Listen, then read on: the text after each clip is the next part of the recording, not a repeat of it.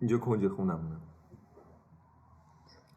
امروز همون ذات بیا بگی ماتریکس خیلی هر شروع نکردیم شاید نه شروع کردیم نه ذاتو میگم. دیدید یه سری ویدیو هست مثلا بسکتبالیست‌ها همزمان برمیگردن؟ بله یا مثلا فوتبالیست‌ها شاید فکر می‌کنید ماتریکسه؟ نه میدونید که تمرین تکرار زیاده، یعنی ما انقدر ویدیو یادتون روز با پسرداریم داشتم ماتریکس صحبت می‌کردم. اصلا یه بار ماتریکس صحبت برو نه آخه میدونم چی میگی. مثلا این ماتریکسی که الان میگم ما توشیم به نفع خودمونه. مردم ترجیح دادن که هر روز برن 8 ساعت کار کنن، یه پولی درارن که بتونن هم مرغ هم شیر هم برنج یه جا بخرن. من یه چی بگم؟ من با کلمش مشکل دارم. نه کلمش حالا میشه جایگزین کرد. من میگم دوره تکرار چرخه از اول وجودیت انسان تا الان اینقدر مدل‌های مختلف زندگی، اینقدر مدل‌های مختلف همه چی اومده که انتخاب خوبه این بوده که الان هست. نه لزوما کلی امتحان و جواب شده و الان من میگم ترجیح دادن. خب میشه انتخابشون این شده دیگه. انتخاب نکن. تو مدینه فاضلاتو که نساختی. چرا دیگه انتخابش؟ اگه مدینه فاضلاتو ساخته بودی اون موقع میشد انتخاب تو ترجیحش دادی. خب ترجیحش دادی به یه سری چیزا. یه مسئله وجود داره، تو صلحو همیشه دوست نداری، اما ترجیح تو زمان ضعیف بودن صلح کردنه. تو زمانی که انتخاب میکنی به جنگی مجبور نیستی. همیشه راه دیگه، راه دومی هم هست دیگه. گاهن ما مجبوریم، ما گاهن توی شرایطی گیر میکنیم. من احساس میکنم که خیلی از اتفاقات دوره اصلا همین 8 ساعت کار، شما دوست دارید 8 ساعت کار میکنید؟ یعنی اگه بهتون بگن 4 ساعت کار کنید همون درآمدی دارید، دیگه نه من میخوام 8 ساعت کار کنم. نه من میگم 4 ساعت نمیرن که اگه انتخابشو بهمون بدن انجامش میدن. انتخابشون بس ترجیح دارید، انتخاب ما نیست. حرف اول محمد اینجا نیست. میشه مجبوریم ترجیحش دادیم، مجبورمون پذیرفتیمش. من مردم انتخاب کردم. خیلی شرایط مختلف بوده از اون اول تا الان. خیلی مسئله هست. انتخاب یعنی چی؟ انتخاب یعنی برداشتن یک چیز از بین چند چیز دیگه. من 4 ساعت توی گزینه‌هام دارم که انتخابش کنم، پس من ترجیح میدم چیزی که وجود داره رو بپذیرم. پس انتخابی وجود داره. ولی یه سری آدم میتونن جمعشن حالا انتخاب کنن دیگه کمتر کار کنن. اون میشه. خب دیگه ولی فردی نیست دیگه. خودت میگی یک سری آدم چرخه باید با 8 ساعت چرخه روزگار با 8 ساعت میچرخه با 4 ساعت. حالا اصلا ما 8 کار داریم. آخه حالا گیریم 8 حالا. آخه دارید سازوکار رو میبرید. عدد مثاله. نمیدونم نه کلا سازوکار چرخه داری. چرخه داری. مردم همه جای دنیا 8 ساعت کار حالا نه همه جای دنیا ولی بیشتر جای دنیا توافق کردن 8 ساعت کار کنن دیگه. خدا پدرمادر رو واسه نگه داره. میگی توافق کردن. توافق دیگه توافق کردن دیگه. این انتخابه چقدرش از روی اون علاقه است، چقدرش از روی منطقه. چرخه ما 3 بعد غذا میخوریم. چرا باید 3 بعد غذا بخوریم؟ ما ترجیح دادیم 3 بعد غذا بخوریم یا نه به نفعمون 3 بعد غذا بخوریم و بعد چرخه رو با 3 بعد می‌گذرونیم. انتخاب درست. ما چرخه رو میتونیم با 3 بعد بگذرونیم. نه لزوما. تو یه روز 2 تا بعد بخوری نمیتونی. میشه ولی بهتره که 3 بعد بخوری. بهتره برای تو بهتره. بذار بگم برای من برای هممون بهتره. واسه هممون که واسه بعضی کم هم هست. برای بعضی از تو گزینه استثناء هم نه گزینه است. تو بر اساس کاری که میخوای چیزی که میخوای اگه بتونی بهش برسی اون گزینه رو داری انتخابش میکنی. اگه نتونی باید باش بسازی. الان میگم اون 3 تا غذا رو خیلی نمیتونن بخورن. روی کاغذ یه سری کشورها وجود دارن که وعده غذایشون کمتره. حالا به هر دلیلی 3 تا وعده غذا خوردن اوریج متوسطه که تو باید بخوری. تو باید بخوری.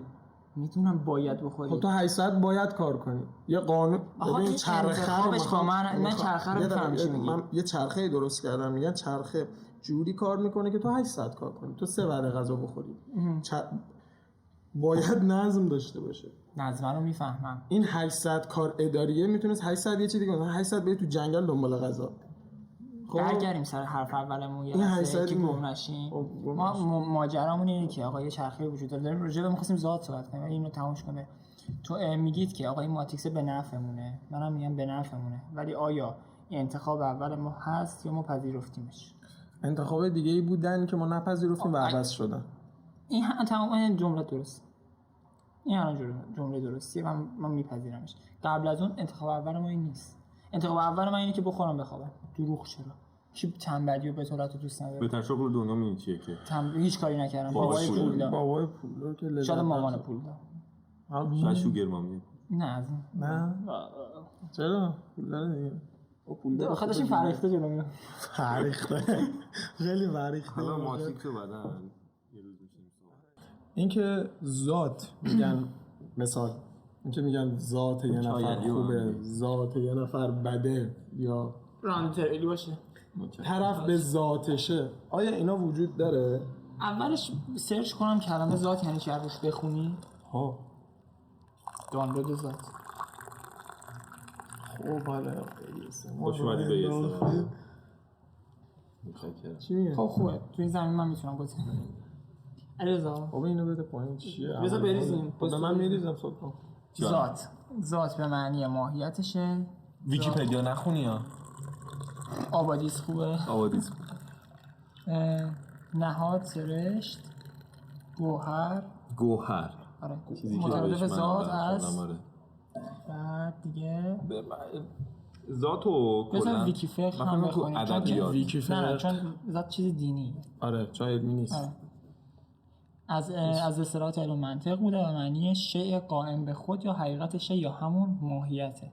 آره. یه کوچه راجع ماهیت هم صحبت کنیم بعد داره یه توضیح اجمالی و ذات در منطق. کلا اگه بخوایم بگیم در مورد چه ذاتی داریم صحبت میکنیم معمولا تو ادبیات ذاتو به اون روح درونی تشریح میکنن. مایه درونی که رسیده یعنی این ارث میمونه. مثلا میگیم ذات یارو کلا بده یعنی روح بدی داره کلا یعنی سعی هم کنه خوب باشه این ذاتش نمیتونه خوب باشه.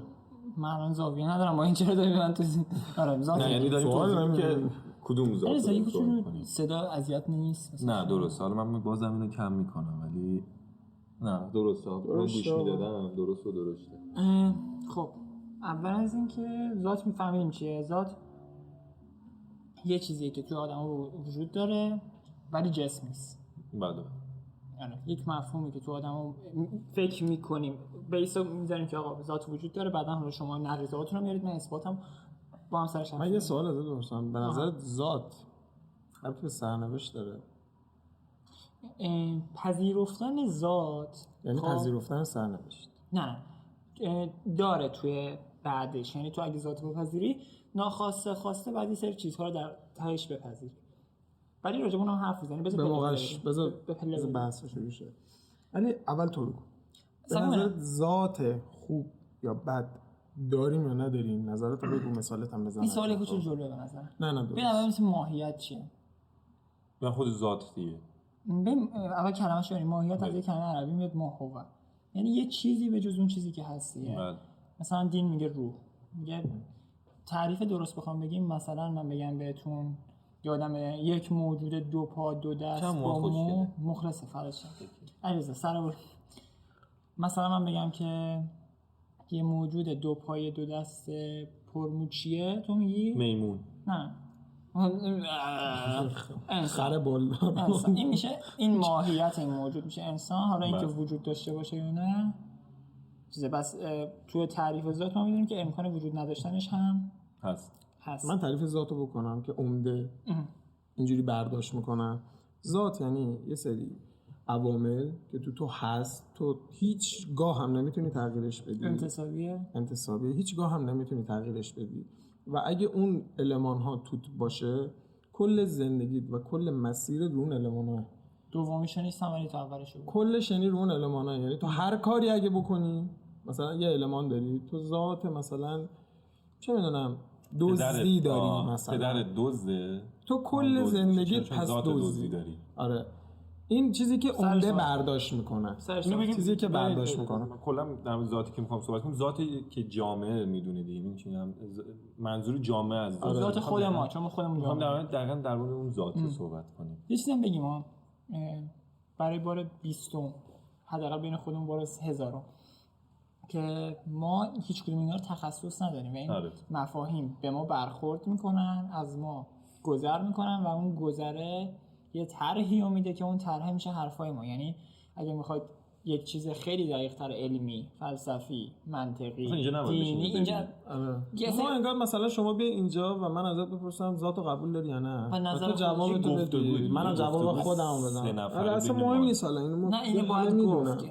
که ما نه دکتریم نه آخه دکترم باشی مثلا یارو ببینه میگه که خب آخه یه مسئله هم وجود داره، ما چرا اجازه داریم راجع به همه چیز حرف بزنیم؟ اگه آزادی بیان رو من میگم قبول داریم پس میشه صحبت. اون هست، یه چیز دیگه هم هست. همه اینا وجود دارن و ما بهش برخورد می‌کنیم. چرا که نه صحبت نکنیم؟ یعنی یه نفر به تو گفته ذات خوبی داری و تو از اون بعد اجازه داری، حتی اگه کسی هم نگه این کلمه وجود داره و من حق دارم نظرم تا جایی که به کسی آسیب نرسونه بزنم. و کی میتونه بگه که ما رو منع کنه از صحبت کردن؟ بجز آخه صحبتمون نه آسیبی میزنه نه به کسی داریم توهین و جذابه داریم دیگه. یعنی اگه آسیبم میزنه حرفایی که میزنه مقاله نیست که یادداشت کنه، برخورد ما با یه سری متخصص چیزی هست. ولی محمد شما سوالات پرسیدی که ذات خوب هست یا بد؟ ببخشید تو جوابتو بده، نظرتو بگو، همه رو بگو. من میگم نه، اصلا من نظرم ذاتی وجود نداره. خب یه بحث ذات، آخه ذات اینجوریه که پدرای ما از اجدادان ما رسیده به ما و تو موقعی که میری تحقیق میکنی میبینی که خیلی از رفتارهای اخلاقی اصلا از تو ژن نمیاد یا اگرم بیاد انقدر رندومه که نمیشه اثباتش کرد. آره تو اگه مثلا آدم صبوری هستی حتما بابا بزرگت این ژن صبوری رو داشته، یا فلانی اگه صبور نیست خب اجدادش صبور نیستن. خب اینو علم به ما میگه، اینو بیولوژیک زیست به ما میگه که چند درصد؟ 20 تا 60 درصد. 20 تا 60 درصد بکنم 28 چند 20 تا 60 درصد که میگه میتونه تأثیر بذاره، ولی ما نمیتونیم خوب مثلا نمیتونیم از نظر علمی بگیم خب این ژن صبوری رو تو داری میدونیم، ولی میگه تأثیر میتونه بذاره. این تأثیری رو که میگه ولی مثلا یک سری بیماری های آره بیماری های که از نظر روانپزشکی ما میتونیم روانشناسی نه روانپزشکی مثلا تو اگه بابات امکان داره اسکیزوفرنی داشته باشه تو هم میتونی داشته باشی، پس انتقال ژن رو تا اینجا میپذیریم. آره یه مسئله وجود داره که چیزای خیلی به خصوص و اسپسیفیک نمیشه گفت، مثلا صبوری. من نظرم حالا تو کامل‌تر علیو بگم بعدش من بعد یه شاخه بندی میکنم، تو فقط به من جواب بده چون منم نه ذات وجود نداره. اولا اینکه علاوه علمی ذات نداریم. بیماری این روانپزشکی که میگه مثلا نارسایی قلبی، خب اینا از ژنه، این روانی مشکل مغزیه. نارسایی قلبی میتونه روی اخلاق و خلق و خوی تو تاثیر بذاره، برای همین میاد تو 20 تا 60 درصده. خب ذات اگه علمی بخوای منطقی بخوای نگاه کنی این آدمی باشه که رو منطق جلو بری، خب علمی میگه نه نیست. حالا اگه گیریم رو اون موضوع باشه من یه چند تا چیز میگم تو جواب منو بده. آدم خوب یا بد داریم؟ بله 100% داریم، درسته؟ امکان نداره نداشته باشه. آفرین. آدمای خوب و بد من اخلاق گرایی و سینما چقدر سینما دوستم و اخلاق نه خود اخلاق آره قراردادهایی که ما اسمش رو گذاشتیم اخلاق. آدم خوب و بد امکان تغییر دارن؟ بله. آفرین. سرنوشت که اولش با هم صحبت کردیم، به نظر سرنوشت اگه وجود داشته باشه، این سرنوشت فلانی اینه که اینجوری بشه اون وقت آدم خوب و بد داریم؟ بله. نداریم. میتونم سرش صحبت کنم؟ سرنوشت یعنی چی؟ مثلا هیتلر، سرنوشت هیتلر اینه که میدونم چی میگی تو، آخه منظره داری، سرنوشت هم علمی نیست. آخه تو داری من خب نه خب پس بعد رو اون موضوع بریم دیگه. من میگم سرنوشت الان ورود نده. نه بذار من بگم تو سخت نگیر راحت باش. سرنوشت یعنی مثلا هیتلر ابد به وجود قرار بود یا آدم بره جنگ جهانی را بندازه فلان کنه، نسل کشی کنه. این سرنوشت این آدمه. خب پس آدم خوب و بد نداره. سرنوشت این آدم این بوده، یعنی خیلی انتصابی پخش شده. بگم تو داری راجع به چی اصلا راجع به سرنوشت حرف میزنی؟ بگم راجع به چی حرف میزنی؟ جبر و اختیار. خب جبره، پس آدم بد وجود نداره. یه سری سرنوشتشون متفاوته. نقیضه داری تو خودت؟ نقیضه نداری. تو میگی سرنوشت وجود داره، من نمیگم وجود داره، من میگم وجود نداره. میگم اگه ذاتو قبول کنی آیا ما سرنوشت رو داریم یا نه نداریم تو سرنوشت. تو میگی سرنوشت رو قبول کنیم؟ سرنوشت میگن که تو همه چیز از بد وجود چیده شده و قابلیت تغییر نداره و دست خودت نیست. مثلا تعریف اسلامی نیست. خب حالا کاری نداریم ولی میدونم چی اینه دیگه. ما داریم در همون اولش هم صحبت کردیم. عموم چی میگه؟ عموم میگه سرنوشت اینجوری. عموم یعنی ما الان ما بقیه. من الان نظرم متفاوته. حالا سرنوشت سر صحبت می‌کنیم. ما فعلا ذاتو حالا من برم ذاتو اگه قبول کنی پس سرنوشتم قبول کن. سرنوشت آدم خوب و بد رو نمی‌سازه. چرا باید ذات‌های قبول کنی؟ سرنوشت چون ذات علمی نیست، سرنوشت هم علمی نیست. جفتشون بذار بگم. نه خیلی اگه بگیم یکی یه ذات بدی داره، یعنی ذات بد آدم بدیه دیگه، هر کاری هم کنه باز ذاتش بده، پس باید بره تو جهنم. بذار سرش صحبت کنم. حالا من شروع کنم. ما بر این باوریم که روی شونه‌های نیاکانمون وایسادیم. قبوله؟ بله. ما بر این باوریم که یه سری از چیزها رو ما از یه سری آدمی که اسمشون هم نمیدونیم به میراث داریم. من اسم پدر بزرگی هم نمیدونم، ولی قطعاً این یک مقدار تأثیر رو من گذاشته. تو چی؟ همین صحبت کنم. تو چه موضوعی تغییر گذاشته؟ توی هر چیزی که علم میگه و همین موقعیت جغرافیایی من، محیطی که من بودم، محیطی که پدرم بوده، محیطی که پدرش بوده و همینطور چیزهای دیگه، ژنمون، بیماری هامون، رنگ پوستم، رنگ چشمم، بعضی از چیزهای ذهنی، حالا بعضی از چیزهای اخلاقی، بعضی از چیزهای رفتاری. نهایت حرف من اینه که ما یک سری چیزها رو اصلا توشون قدرت انتخابی نداریم و با ما وجود داره. حالا اگر اسم این چیزها رو بذاریم ذات، چیزهایی که برای ما نیستن ولی در ما وجود دارن، چی؟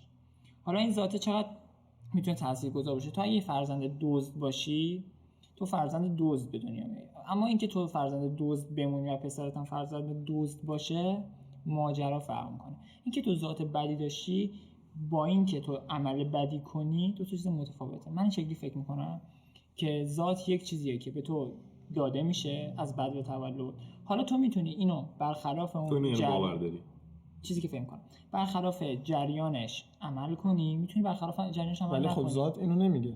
ذات میگه تو ذات باشه. نه، ذات میگه که قابلیت تغییر نداری. کی اینو میگه؟ چون میگه ذاتش بده، قرار نیست تغییر کنه. اینو کیزم. اولا این اصطلاح‌های فارسی هر کدوم ماجرا داره، ولی مگه میشه ما قدرت تغییر رو از کسی بگیریم و بگیم همه چیز براش یک چیز انتصابی بوده و هیچ سرنوشت و ذات جفتشون دارن قدرت تغییر رو میگیرن. آخه همونه. نه نیست، خیلی همونه. نه اصلا داری خودت سخت میگی. به قرآن داری. نه میتونم سرش صحبت کنم. حالا تو میتونی سرش صحبت کنی. ذات اینو نمیگه. خب نمیگه تو میتونی تغییر کنی. ذاتش بده، یعنی نمیتونه خوب باشه باهات. خب این چیز به نظرم وجود نداره. اگه خب نداره اصلا پس تعریف تو اشتباهه. من یه چی بگم، من تعریف خودمو دارم. من به نظرم که تو داری کلمه رو تعریفشو نقض میکنی. آخه یه چیز دیگه است. آخه هست هیچ نیست. مگه میشه داره میگه تو قابلیت تغییر نداری، ذاتت بده. یارو با یارو نرو بشین چون ذاتش بده. آقا ذات یه چیز بدیه، یه چیزی که همیشه با ماه. همیشه با نظر تو؟ نظر من نیست. من میگم عموم اینه که همیشه باهاته. ذات قرار نیست تغییر کنه. نظر من اینه که ذات میتونه تغییر کنه. بیایم اول در نظر عموم صحبت کنیم، بعد بریم. یعنی خب نظر عموم همون تو یه جاییم. به نظرم چیزی که تو آدم نتونه تغییر کنه وجود نداره. من یکی از دوستامون اسمش رو نگو. آره. میتونیم با اسم مستعار اسمش رو موری، آدم فضایی، فریبرز، نه آدم فضایی، شاهرو، مرشد، نه آدم فضایی دیگه خودش ببینه میفهمه کی آدم فضایی. حالا اون کاش نمیگفتی. خب خودش که میفهمه. خودش بفهمه. چه چیز خوبی نگی. نه بعد اون چیز خوبی بگی. اوکی. داشتیم در مورد طلسم و این چیزا باهاش صحبت کردم. خب بعد رسیدیم به این موضوع که باور داری کلا این چیزا رو. آره گفتم کارما چی باور داری؟ گفت کارما رو باور ندارم.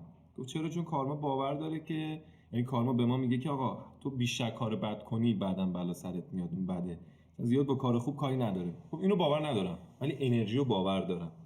که این حالا میره به بحث یه اپیزود میریم در مورد احتمالات. من نشستم اونو براش توضیح دادم. گفتم ببین من میگم انرژی وجود نداره به خاطر این. بعد این مثال دزد رو زدم براش. گفتم ببین شاید اگه یکی دزدی کنه پسرش شاید دزد نشه، چرا؟ چون توی یه محیطی قرار میگیره بعدن، یعنی از نظر روانشناسی چه کل جامعه اصلا پیشرفت کنی یک خود دیگه روانشناسی خود فروید و پسا فروید میگه که آقا تو محیطی که قرار میگیری و پدر مادر تو رفتارهای اون رو تو باعث میشه که تو حالا کار بابا رو ادامه بدی یا ندی. بعد اینو گفتم، بعد قبول کرد، رفت خونه به من یه وایس فرستاد، گفت اینو با بابام در میون گذاشتم. بابام گفت باشه، ولی اگه ذاتش دزد باشه چی؟ باز دزدی میکنه. موضوع اینه. یعنی موضوع عموم و مثلا آدمای سن بالاتر که ما صحبت میکنیم، نسل پدر و پدر بزرگانمون، مخصوصا پدر بزرگانمون، اینو باور دارن که یارو ذات خرابه، بالا بره پایین بیاد تغییر نمیکنه. یعنی حتی اینم مثال میزنن. آره عموما هم درست میگن. عموما درست نمیگن. یه مثالی میزنن. بذار میگم. مثال میزنن، میگن یارو ذاتش خرابه. میگن اگه این حالم به تو داد بدون ذاتش خرابه. یعنی دنبال اینه که یه کاری برات بکنه. عموم اینه. حالا عموما کجا میفهمن ذات یه نفر خرابه؟ آخه عموم درست. ما دو مثال چیزو بزن. کدومو؟ به یارو کار نمیدن. چرا؟ چون باباش فلانه. خب من سر کار یا یه فلانی میاد همیشه کار میخواد. قطعا نمیخواد، نمیشتم اینو. آره نه اسمش هم خود یادم نیست. فلانی میاد دنبال کار میگشت، مثلا این حرکت مکانیکی رو انجام بده. میگفتم این باباش مثلا فلانی ها بهش کار ندید. خب بعد مثلا اومده بود پیش خودمون کسایی که بابا این باباش فلانی کار ندید، بابا احتمالاً فلان کن. بابا ذات من میدونم بحث خرافم حتی من اونجا یه مثال دخیل شده. من یه مثال چیز زدم برام، گفتم بابا پسر نوح با بدون نشست، موضوعاتش خوب بود. آره یعنی ول کنید. خب اول یه بار با یارو کار کن و یارو مثلا کل فنون اون کارو بلده، مثلا عجیبه مثلا کل فنون اون کارو بلده، ریز تا درشتش و حالیشه و بهش کار نمیدن به خاطر اینکه میگه ذاتش بده. آقا بیخیال، واقعا بیخیال. یعنی اصلا منم نیستم همین دیگه. تعریف من فرق میکنه. بعد حالا خب پس الان توی جنگ آره همون روی صفحه. آره شما بیاید اول اصلا در مورد چیزی که مردم فکر میکنن صحبت کنیم، بعد حالا میرسیم به پله آخر که خودمون باشیم، خودمون چی فکر میکنیم. من چرا ذاتو با سرنوشت میچسبونم به هم؟ چون میگن سرنوشت که اگه این باشه تغییر قرار نیست بکنه. ذاتت اگه بد باشه یعنی سرنوشتت این بود که ذاتت تو بد بشه. پس تو کارهای بدی که میکنی مقصر نیستی. میدونم چی میگم، همون بحث جبره. آره من داشتم میگفتم یه سید نامیه تانک فروشه، بعد با هم نشستیم داشتیم قهوه می‌خوردیم، چای می‌خوردیم، دلیل می‌کشیدیم. سبب درسته. آره بعد چای میری تو چیز مغازه نه چای نه قهوه، تلخیو می‌ذاره. حالا جدی تلخیو می‌ذاره تو چای. بیچاره سیگارم نمی‌کشه، بعد انقدر پیکنیکی داره بهش میگم مشی جمع کن، یکی از دور می‌بینه میگه پیکنیکی برای غذا اومد. آره دیگه چی نه لا تریاک بابورو بهش میگم فوق لیسانس سر دانشگاه تهران. ای بابا بعد تریاک هم میگه بابا بخیر این بدبخت بکن میشمه چون فوق لیسانس آره واسه میزدم. آره فوق لیسانس سر دانشگاه تهران داداش شده تو حرف اومدین کوله علی اسمیلت بعد دانشگاه تهران الان بده. خب این کارو میکنه. خب جایگاهش به نظر من باید بیشتر پول در می آورد. بهش میگم چرا اینجوری؟ سرنوشت من اینه. ای بابا چقدر راحت پذیرفت. اینقدر راحت. من میگم 145 دقیقه قبل بابا سرنوشت اینه یعنی چی؟ مثلا کنار هیتلر بشین میگم خوبه کم قصه میخوره. نه اتفاقا قصه میخوره. ای بابا این چه کاریه؟ ای بابا بعد سرنوشت رو قبول میکنه و ناراحته که چرا این سرنوشت واسش انتخاب شده. حالا ما اسم سرنوشت رو میذاریم تنبلی ماها میگیم. تنبلی فصل فرقی ولی آره چه بعد ناراحت شد. ناراحت کننده است. خیلی ناراحت کننده. تو خیلی بهتره. من یه نظریه دیگه دارم. اگه داداش بیس کار همه پسر عموی مشری دیگه مثلا مشهد رفته؟ مشهد، کربلا، بغداد، عربستان، امارات، دبی، تایلند. آره همه جا میره. قبلا خیلی پولدارتر بود. قبلا وضع مدیر خیلی توپی داره. لیسانس خیلی میفروخت. حالا مهم نیست. لیسانس بگو نه بگو لیسانس چی داره واقعا؟ حسابداری. خب حالا داستان یه چیز دیگه هم من حسابداری داره مگه دانشگاه تهران؟ آره تازه فوق شده. فوق لیسانس داره. من کارش این بود که تو بانک بازرس بانک بود. اما بله من موضوع دیگه که دارم ذاتو باز نقص میکنه اینه تو اگه مثلا ذاتت از پدرت بیاد که مثلا فلانی، ذاتت مثلا از عموت بیاد که فلانی، هممون اینجوری بشه، دنیا دسته‌بندی میشه. همینه، دنیا دسته‌بندیه. دسته‌بندی رو نظم. مگه میشه رو نظم دنیا مونه؟ دنیا رو نظم قرار میگیره. آره دیگه. خب نه نیست اصلا رو نظم. آقا گفتیم از نژاد دوزاست. خب اینا دیگه این سری آدم تا اون خشتک تا ته مثلا فلان. آره جذاب ولی خوب. آره اینو ذاتشون قصابی مثلا اینو فقط دارن. آره همه گوش و همیشه بدبخت میمونن. آره بعد آخه دیدی بعضیا میگن این ذاتش فقیره. کلا علی میگه رنگین کمون خیلی خوشگله. خب میگه که مثلا سن بالا مثلا با پدر بزرگ، بعد آخه این آدم مذهبی بودن، بعد خب اینو داریم که پسر نوح با بدان بنشست وجود داره. همه چیز که ذات نیست. همون خب چرا قبول دارن؟ آخه عجیبه این قبول داشتن. همه چیز نه، ولی یه بخشش هستش که آقا من چون مثلا فوق العاده است این حرف. بعد آخه تو قرآن مثلا مذهبی توبه وجود داره. من علیرضا میگفتش که من چون پدرم آدم جستجوگری بود، پدرم آدمی بودش که میخوند، خودم هم شروع کردم خوندن. این نشون میده که یه بخشیش ذات، ولی من کامل بگم ذات نظر من نه تنها وجود نداره و به نظرم یه جور بهونه است. یعنی بهونه‌ایه که الان تو امروز روز دارن استفاده میکنن. امروز روز؟ آره امروز دیروز. نه خیلی چیز قدیمیه ذات، چیز ریشه داریه. از لحظه‌ای که دین بوده ذات هم حالا الان جوری که استفاده میکنم، من منظورم حالا الان جوری که استفاده میکنم بیشتر به نظرم برای تخریب و تعریف خودشون و تخریب دیگرانه و بهونه‌ای این چیه. تو اگه چیزی نداشته باشه برای اثبات حرفت میافتی آسمون ریسمون میکنی، میافتی دنبال بهونه. مثلا ذات و سرنوشت بهونه است. این سید قصه ما که تنبلی کرده، اشتباهاتی کرده که من با خبرم و اسم پاش میذاره سرنوشت، بهونه این کار اشتباهشه. اون آدم من میگم اونجوری، وگرنه برای همه سرنوشت بهونه نیست. واسه بعضی واقعا نمیشه. آخه برای کی نمیشه؟ امکان داره نشه، ولی اسم سرنوشت زودی میذارم. آره ولی بعضی اوقات انگار تو با تمام تلاشت، با تمام وجودت یه چیزی رو میخوای، واسهش میجنگی ولی نمیشه. من اینو می‌خواستم تو کانال بذارم. محمد اینو بگم تا تهش میره. آژاکس نگو اینجوری نکن که تا تهش نرم. گوش بده. آخه کاری میکنی آدم تو گل بمونه. چهار میکنی من میندازی توش. آژاکس، تاتنهام، چمپیونز لیگ، لوکاس مورا. تمام تا تهش تمام شده بود باختی. حالا اینا که گفتید کدوم شرکت ماشین سازیه؟ بذار بگم ماجرا چی بود. آژاکس 2-0 جلوه و تاتنهام تیم قوی تریه. آژاکسی که اون موقع دیانگو داشت، یعنی بازیکن دلیخت داشت. یه بازیکنی بود که مامانش اسمشو نمیدونست، مورا. من میدونستم. نه حالا بدون شوخی. من علی داشتیم یه جا بازی می‌دیدیم. اومد 3 تا زد. مورا. آره. اومد 3 تا زد. تو شبی که آژاکس بی‌نظیر بود. 3 تا توپ شانسی هم زد. آژاکس قهرمان میشد اگه میومد با لیورپول بخوره. من همیشه به اون شب فکر می‌کنم چون من نه آژاکسی بودم نه تاتنهامی، ولی من می‌دیدم با تمام وجودشون مورا 3 تا زد به تاتنهام. این ایمون زاید آژاکس با تمام وجودشون بازیکنان آژاکس بردو داشتن. اصلا تلاشی که دیوانه‌وار بود. دیوانه‌وار تلاش می‌کردم. میدونستم که این تیم لایق بردن از هر نظر. اما یه بازیکن اومد انگار ناکجا آباد اومد 3 تا گل زد و رفت. بعد از اونم دیگه خوب بازی نکرد.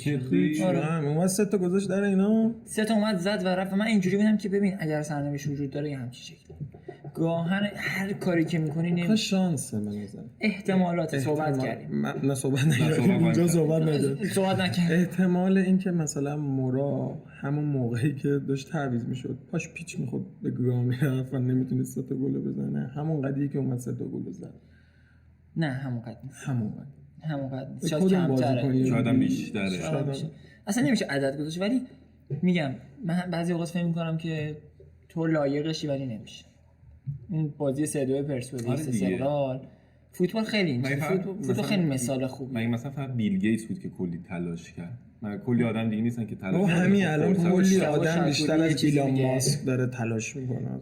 دکتر مشتاق شکوری که خیلی خیلی آدم خفنی کتاب باز میگه که میگه ما فقط آدمای موفق رو می‌بینیم و یه تعداد کمی ولی یک قبرستون وجود داره از آدمایی که آدمای موفقی بودن و آدمای درست و موفقی بودن و نشده، شانس احتمال نشده. ما بعد در مورد احتمال حرف می‌زدیم، خیلی بیشتر حرفمون رو احتمال. ان شاء الله بعد. حالا ذات تعریفمو من دادم، تعریفش محمد داد. علی تو تعریفتو میگی؟ من میگم ذات وجود نداره و من اگه حالا تشکیل این ذات رو بگم تعریفم هم قشنگ معلوم میشه. من میگم کاملا روانشناسی، کاملا تو تربیته، کاملا محیط و اطراف آدمای اطرافه. مثلا که تو به دنیا میاد، پدر مادرت چجوری باید رفتار کنن، آیا مثبت و مسئولیت پذیر هستن، چجوری تو رو تربیت کنن، تو الگویی که تو زندگی قرار میدی کیه، چگونگی تشکیل اخلاقیات. آره کاملا من میگم روانشناسی که به نظر من 8 تا 15 سالگیه و رفیقی. 8 تا 15 سالگی 8 تا 15 سالگی رفیق و محیطه. رفیق خیلی مهمه. رفیق تا 8 سالگیه. رفیق مهمترین بخش، یعنی اگه پدر مادرها خیلی دوست دارن بچه خیلی گل و بلبلی بسازن یهشون باشه رفیق خیلی ما جایگاه کم هست. تجربه که میتونیم شنیدیم که تجربه که هر سه تامون آدمایی هستیم که یه آدم رفیق. میگم که آقا تماما این تربیت هست، این که تو چجوری تربیت میشی. بعد یه چیزا تو ناخودآگاه تو دیگه نهادینه میشه، مثلا مامان مادر و قدرت تغییر وجود داره. اینو منم همین هستم، ولی من نمیگم این بابات برس. نه بابا نیست. یه بخشش چه بخشش؟ من میتونم یه تعریف بگم. ارث خونی رو میگم، ها ژنتیکی. پدرت چجوری باشه، پدرت چه فردی باشه مهمه. خب یعنی چه فرد تو خونه چگونه رفتار میکنه، با تو کجاها میره، چه کارهایی انجام میده. میدونی چون یه سیر مثلا همون بدون میای تا 7 8 سالگی که آدمای زیادی دورت نیستن جز پدر مادرت، کارهایی که پدر مادرت میکنن برات اونا تاثیرگذاره، ولی اخلاقیاتشون نه. محیطی که پدر مادرت میشه اخلاقیات تاثیرگذار نباشه. نه چطور خیلی تاثیر داره. خیلی همشه. نه اخلاقیاتی که از ارث بگی برسه. آخه ارث یعنی چی؟ ارث یعنی ژنتیک. همون دیگه. من میگم هست، من میگم نیست. ما سطحی ترین چیزمون که ظاهرمونه رو به ارث میبریم. خب اونا نه مثلا چون پدرت آدم صادقیه این از ژن و دی ان ایش به تو به ارث میرسه. اونجوری صحبت کردیم که اونجوری نیست، ولی میتونه صادق بودن پدرت در آینده این صفتو توی ذات تو بگنجونه. دقیقاً من می‌خواستم همین رو بگم. منم همین رو میگم دیگه. اگه مادر پدرت یه بوس بدیم اگه مادر پدرت آدمای دروغگویی باشن، تو دروغگو به دنیا نمیای، ولی دروغگو رو یاد میگیری. دروغ گفتن یاد میگیری. و اینکه ببینید چقدر مادر پدر جلو دروغ گفتنشون میگیرن یا نمیگیرن، این روزو تاثیر میذاره. من دروغگو میشم اشتباه گفتم. دروغ گفتن رو یاد میگیری. درست. دروغ گفتن اولا یاد میگیری، بعد اینه که وقتی پدر مادرت به دروغ میگن، به هر چیزی تو این بحث اخلاقی یه قوپی وجود داره.